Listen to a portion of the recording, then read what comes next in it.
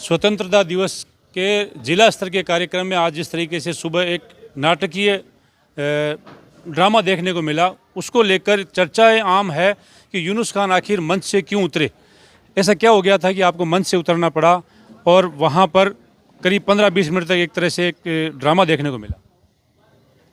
सबसे पहले आज स्वतंत्रता के 77 वर्ष हो गए, तो मैं सब उन वीर सपूतों और सेनानियों को जिन्होंने कुर्बानी दी उनको नमन करता हूं, और जिनकी शहादत की वजह से ये स्वतंत्रता दिवस मिला और पूरा देश बहुत गौरव और अभिमान के साथ स्वतंत्रता दिवस मनाता है।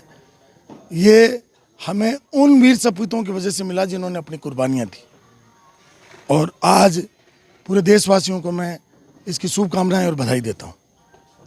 वहाँ पर जो कुछ भी हुआ उसमें जिला प्रशासन का क्या रोल था, क्या वजह थी कि आप नीचे आ गए? मैं तो जब से एमएलए बना हूँ तो मैं तो मेरा नारा ही था जय जय जनता जय जय डीडोना, और मैं जनता में ही बैठता हूँ। अभी भी आपने देखा होगा जनता ही है, और मैं पिछली बार भी आया था तो जनता में भी खड़ा रहा। मैं जहाँ भी जाता हूँ जनता में खड़ा रहता हूँ, और क्योंकि मेरे को डीडोना की जनता ने चुना है तो मैं वीआईपी नहीं हूँ, मैं डीडोना की जनता का हूँ। स्वतंत्रता दिवस जो कार्यक्रम आज था उसमें मैं गया और जनता के बीच में बैठा, और मेरा काम इतना ही था जाकर के बैठना, उसके अलावा तो कोई विधायक का अलग। आपकी कुर्सी तो आरक्षित थी, नाम लिखा हुआ था, नेम प्लेट लगी हुई थी। आरक्षण, मैं तो सामान्य आदमी हूँ, ये जनता है, ये जहाँ बैठेगी मैं वहीं तो बैठूंगा, और उस जनता के बीच में बैठा था मैं। लेकिन यूनुस खान ने अपने पिछले कार्यकाल में जिला स्तर के कई बार झंडारोहण भी किया है, बड़े प्रोग्राम भी किए, आप प्रभारी मंत्री भी रहे हैं, झालावाड़ भी गए हैं, लेकिन आज के इस कार्यक्रम में आपका इस तरह से बैठना जनता को नागवार गुजर रहा है। नहीं, जनता को क्यों गुजरा, उनके साथ बहुत खुश थी जनता, तो आज भी खुश है। जनता को क्यों नागवार? चर्चा का विषय हो गया है। मेरी बात सुनो, नागवार गुजरना, चर्चा करना अलग विषय है। मैं तो अभी जिस कॉलेज का मैं अध्यक्ष हूँ, श्री बांगड़ महिला महाविद्यालय, उसमें भी मैं आज नीचे ही बैठा था। आज उसमें 4 हमारे दूसरे अतिथि थे, मैं नीचे ही बैठा था। अब कोई कहते कि यार आप तो कॉलेज के अध्यक्ष हो, आप नीचे क्यों बैठे हो? भाई आज जो हमारे कार्यक्रम के अध्यक्ष, उसके विशिष्ट अतिथि, मुख्य अतिथि सब अलग थे, और मैं नीचे ही बैठा था। तो नीचे बैठना कोई पाप थोड़ा ही है, ये बहुत अच्छी बात है कि एमएलए एमपी जिस दिन जनता के साथ खड़े हो जाएं और साथ बैठने लग जाएं, ये जनता के लिए बहुत खुशी की बात है। पिछले 6 महीने से डीडवाना में नूरा कुश्ती देखने को मिल रही है। भाजपा के हारे हुए प्रत्याशी जितेंद्र सिंह जोधा और निर्दलीय विधायक यूनुस खान के बीच पता नहीं क्या चल रहा है। कभी थाने के प्रोग्राम में आपको दूर रखा जाता है, कभी स्वतंत्रता दिवस के कार्यक्रम में। मुझे ऐसा लगता है कि वहाँ पर भेदभाव का जैसा कुछ था। ऐसा कुछ नहीं है। जहाँ मैं एक्सपेक्टेड हूँ, जिन कमेटियों का मैं मेंबर में ही जाऊँगा, क्योंकि विधायक के अपने स्थान निश्चित हैं। अब कार्यक्रम तो बहुत होते रहते हैं, जिला स्तरीय कमेटी, राज्य स्तरीय कमेटी, जो हमारी वहाँ पर विधायकों की जो अलग अलग समितियाँ बनी हुई हैं विधानसभा में, उन सब कमेटियों में मैं एलिजिबल हूँ, मैं ही जाऊँगा। और जहाँ मैं एलिजिबल हूँ वहाँ तो मैं ही जाऊँगा। अब कार्यक्रम तो बहुत होते रहते हैं, मैं तो आऊँगा 7 दिन बाद में। 7 दिन में कल भी प्रोग्राम है कलेक्ट्रेट में, कल भी प्रोग्राम में नहीं जा रहा उसमें, जबकि मैं ही एलिजिबल हूँ, मैं ही आमंत्रित हूँ, लेकिन मैं दिल्ली जा रहा हूँ, नहीं जाऊँगा मैं। लेकिन पिछले 6 महीने से यूनुस खान को देखकर ऐसा लगता है कि स्टैंड नहीं ले पा रहे हैं। आप सदन में भी बोलते हैं तो इधर वाले उधर वाले बोलते हैं, कांग्रेस और बीजेपी नहीं बोलते।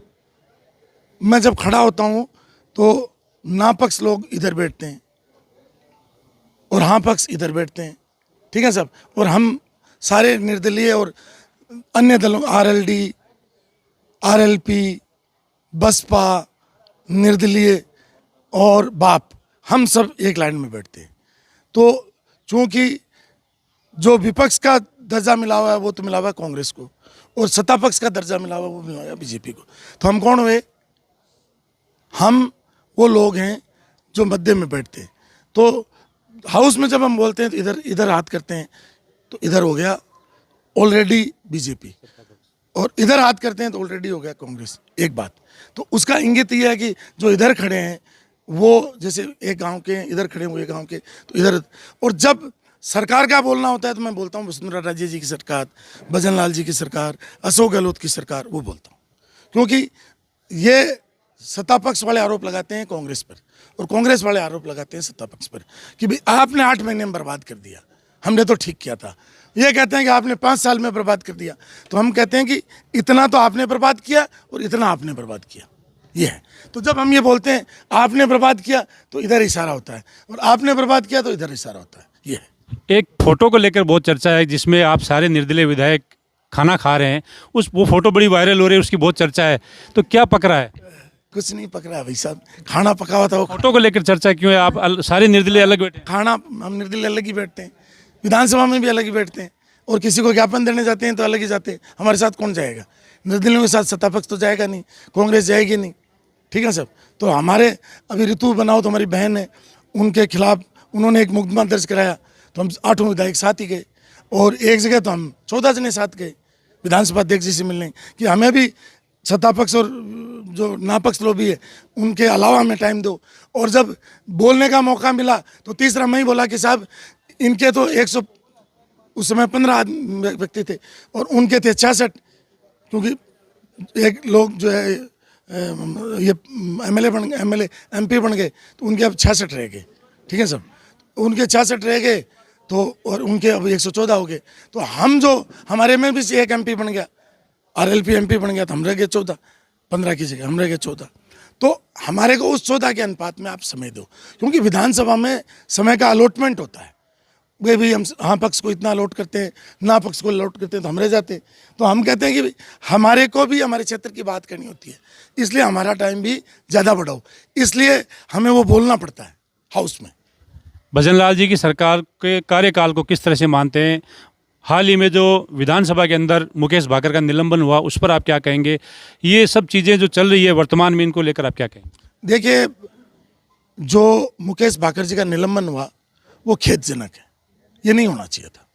और मैं तो ये कहूँगा कि माननीय विधानसभा अध्यक्ष जी को भी बड़ा मन रखना चाहिए, और मतलब इतना बड़ा दंड गुस्से में आकर के नहीं देना चाहिए। तो इस पर मेरा आग्रह है उनसे कि इस पर वो पुनर्विचार करें और इस सदस्य का निलंबन रद्द करें, क्योंकि उनकी जनता ने चुन करके भेजा है, उनकी भी समस्याएं हैं, और अगर उनके अधिकारों में कटौती कर देंगे तो फिर 6 महीने तक जब तक हाउस नहीं होगा तो उनके क्षेत्र की बहुत सारी चीज़ें मतलब से वो वंचित रह जाएंगे। तो जनता वंचित नहीं रहे, इसलिए बड़ा मन करके उनको बहाल करना चाहिए। भजनलाल जी की सरकार के बारे में क्या कहेंगे, जो कार्यकाल बीता है? देखिए, भजनलाल जी को थोड़ा समय देना चाहिए, क्योंकि वो भजनलाल जी अपने कैबिनेट के साथ बैठे, अपने विभागों की समीक्षा करें, और विशेष रूप से पानी और बिजली की बड़ी समस्या है। आज मैं डीडवाना में खड़ा होकर आपको इंटरव्यू दे रहा हूँ। डीडवाना की लाइट रात को 1 बजे गई थी, और सुबह 9:15 बजे तक मैं यहाँ था, फिर मैं प्रोग्राम में चला गया, नहीं लाइट आई। अभी दोपहर में मेरे काफ़ी मेहमान आए हुए थे, अभी तो लाइट आई हुई है, अभी तो आप देखिए पंखा भी चल रहा है, लेकिन अभी ये लाइट 15 मिनट पहले आई थी। तो लाइट की सबसे बड़ी समस्या है, और पीने के पानी की सबसे बड़ी, और फिर ग्रामीण क्षेत्र में चिकित्सा की समस्या। तो और अभी जो है, चूँकि बारिश अतिवृष्टि हो रही है, तो भजनलाल जी के पूरे कैबिनेट को, उनके अधिकारियों को जिलों में जाना चाहिए, प्रभावित लोग हैं उनको मदद करनी चाहिए। तो अभी नंबर का समय नहीं आया, अभी नंबर का समय नहीं आया, अभी तो उनको काम करने का समय है। नंबर तो 1 साल जब होंगे, जब कितने मिलेंगे, क्या मिलेंगे, डीडवाना की और राजस्थान की जनता देगी, मैं नहीं देने वाला, वो तो जनता असेस करेगी। लेकिन अभी बिजली और पानी और चिकित्सा पर उनको फोकस करना चाहिए। पानी के मंत्री, जलदाय मंत्री यहाँ पर आए थे, कन्हैयालाल चौधरी, उनको हमने 2 सवाल पूछे थे। दोनों का उन्होंने दावा किया है कि आने वाले 6 महीने में पूरे नागौर जिले को मैं सुचारू रूप से पेयजल सप्लाई का वादा करके जा रहा हूँ कि किसी को पानी की समस्या नहीं रहेगी।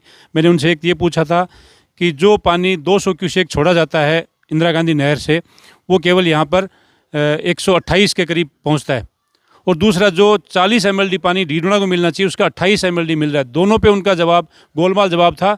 वादा वो करके गए कि आने वाले 6 महीने में इस समस्या को हम समाधान करके जनता के सामने रख देंगे। क्या कहीं ये उपचुनाव का वादा तो नहीं है?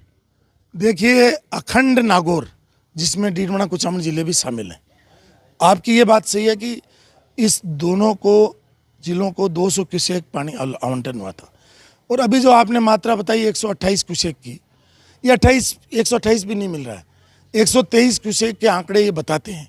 लेकिन कभी कभी तो 70-72 भी नहीं मिलता है क्यूसेक पानी, और कभी कभी तो रोज़ क्यूसेक मिलने के बजाय 3 दिन में भी नहीं मिलता है।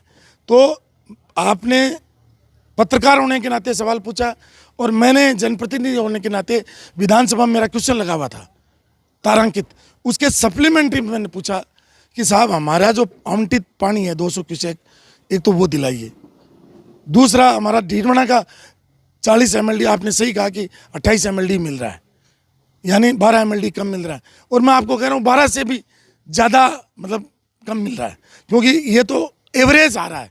कभी कभी तो ये मानिए कि 17-18 MLD मिलता है। तो उन्होंने मेरे से भी 6 महीने का वादा किया, आपसे भी किया है, उनका आश्वासन है विधानसभा का, और मैं उम्मीद करता हूँ, मैंने ये भी कहा कि कन्हैयालाल जी भले आदमी हैं और मेहनत करेंगे और हमारे प्रभारी हैं, क्योंकि अब चुनाव है तो हम उम्मीद करते हैं पानी बिजली तो ठीक मिलेगा चुनाव तक, तो फिर बाद में देखते हैं क्या होता है। उपचुनाव में क्या होने वाला है? 6 सीटों पर उपचुनाव जल्दी है। अब वो तो जनता फैसला करेगी भाई, मैं तो अभी तो मेरा फैसला, मैं तो खुश हुआ घूम रहा हूँ कि मैं निर्दलीय जीत गया, और अभी तो जनता फैसला करेगी। और ये बात सही है कि 8 महीने हो गए चुनाव होंगे, जब तक 10 महीने हो जाएंगे सरकार को, तो सरकार के कार्यों की भी समीक्षा है वो, क्योंकि जनता अब सरकार उनके सामने आ गई, अब जो वोट करेंगे सरकार के काम को और सरकार को देख करके करेंगे। तो ये थे निर्दलीय विधायक यूनुस खान, जिनका ये कहना है कि वे जनता के थे, जनता के हैं, जनता की रहेंगे, और जनता के बीच में जो आज बैठकर इन्होंने वो एक संदेश दिया था उसके बारे में ये कह रहे हैं कि मैं जनता का चुना हुआ विधायक हूँ, जनता में रहना पसंद करता हूँ। लेकिन राजनीतिक गलियारों में जो चर्चा है उन चर्चाओं को विराम अभी लगेगा नहीं। हो सकता है कि राजनीति आने वाले दिनों में और गर्माती जाए। सहयोगी आसिफ के साथ हनीफ खान, नागौर।